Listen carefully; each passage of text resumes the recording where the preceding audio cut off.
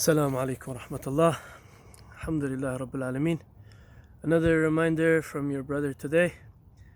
Um, Alhamdulillah, I haven't said anything on this subject because up until this moment I have been reflecting about this, and it's better to see what Allah is doing and be a witness than to start speaking. But alas, a lot of people have reached out and said, please tell us what you think about what's going on. So I have to share. I'm obligated to share now. People are impacted differently in this pandemic. Some people are losing their jobs. Some people are worried where their rizq is going to come from. Some people are alone in their homes. Some are going through illness. Some are sick. Some are getting their assets taken from them. They're getting, they cannot make rent payment. They're ending up losing their homes. Some are losing family members. So the impact of this is on a spectrum, different impact on every single person. Everyone's affected differently. Some are being reminded and they're coming back to Allah. Some are going further in their rejection of Allah subhanahu wa ta'ala. So as believers, we look to the world of permanence, and we look to the abode of eternal bliss. My kid's knocking on the window. Let me walk away from here. So our attention is not in what's changing or what's constantly evolving, because your situation can change. Allah subhanahu wa ta'ala has shown in many different places in the Quran. For example, Bani Israel, they are under the slavery of Fir'aun. They go through all these hardships and they are brought to a hopeless situation. And then Allah subhanahu wa ta'ala within one generation completely changes everything for them. So we know that the script that is being played out can change at any moment. And somebody's a king today can be a beggar tomorrow, or somebody's a beggar today can become a king tomorrow. And this is all in Allah's hands. We have no control over what Allah does. And we are witnesses to this, and we testify that there is no power except Allah.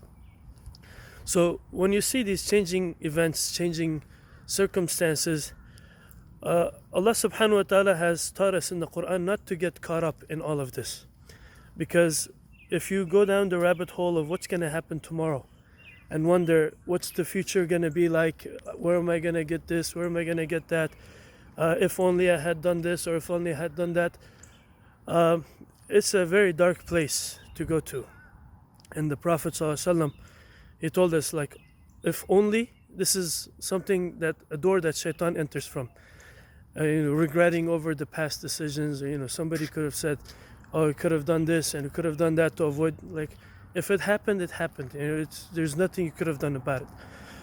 And some people are worried about the future, and Allah says very clearly in the Quran, وَلَا تَقُولَنَّ لِشَيْءٍ إِنِّي فَاعِلٌ ذَلِكَ غَدًا.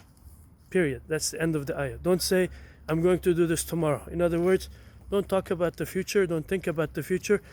إِلَّا أَن يَشَاءَ اللَّهُ, unless you know that it's in Allah's hands. So when you say inshaAllah, you're recognizing that the future, as uncertain as it is for you, it's in Allah's hands. Allah is in complete control. So all these uncertainties, we put them to one side. We don't play with it. We don't dwell on it. Yes, you make strategic plans for day-to-day activities, what you have to do to get your livelihood, all these things. But ultimately, we don't worry about it to a point it makes us sick. Now, on the other hand, there are things that are true, that we know absolutely to be true, and we are tested on our conviction. Allah subhanahu wa ta'ala, He introduced Himself as Ar-Rahman Ar-Rahim, the most merciful, the most compassionate. When He said, Rahmati wasi'at kulli shay, my mercy encompasses all things.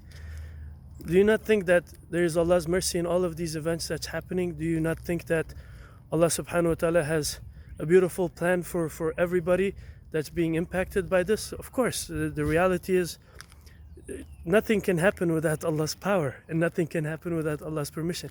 Even if harm comes to you, Allah says about the magicians that are harming people in the Quran, وَمَا هُمْ بِضَارِّينَ بِهِ إِلَّا بِإِذْنِ اللَّهِ. They could not have harmed anyone except by Allah's permission. So whatever reaches you is from Allah, and whatever comes to you is from Allah. So recognizing that, we don't look to the uncertainties, we look to what is certain. And what is certain is that everything Allah intends for us is good.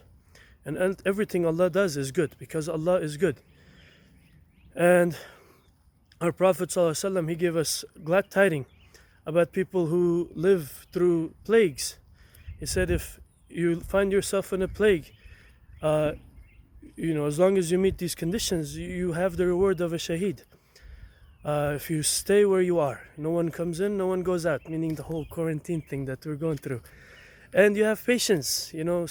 Somebody can't see their grandkids because, the brothers don't visit each other, so people are going through, separation and loneliness. People are going through illnesses, people are going through financial losses. So patience is required. You have to be patient. And know that nothing befalls you except by the will of Allah, what is written for you. And so as long as you have those three conditions, even if you survive the plague, you have the reward of a shaheed. Congratulations. So we look to that. We look to what is certain. And what is certain is Allah is good. And nothing happens without Allah's power. Nothing happens without Allah's control.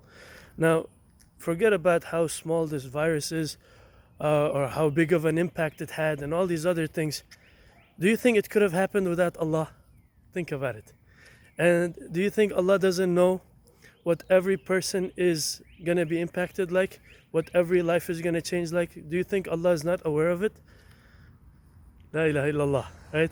So we place our trust in Allah subhanahu wa ta'ala. Say, قُلْ هُوَ الرَّحْمَنِ. Say, He is Ar-Rahman. آمَنَّا بِهِ. We place our trust in Him. We believe in Him. وَعَلَيْهِ تَوَكَّلْنَا. And we place our trust in Him. فَسَتَعْلَمُونَ مَنْ هُوَ فِي ضَلَالٍ مُبِينٍ. Then we will see who is wrong. Because this is a challenge. Some people said Allah is not Rahman. Allah is not merciful. Look at all these things. We will see. We will see. The outcome of this is going to be good. But we are not the people who wait for the outcome and then say, oh, now I see. Allah says it's going to be good. Alhamdulillah, we believe in it. And we have conviction. We have conviction. So may Allah subhanahu wa ta'ala strengthen us with Himself until we see no one stronger than Him. May Allah subhanahu wa ta'ala enrich us with Himself until we have no need for anyone other than Him.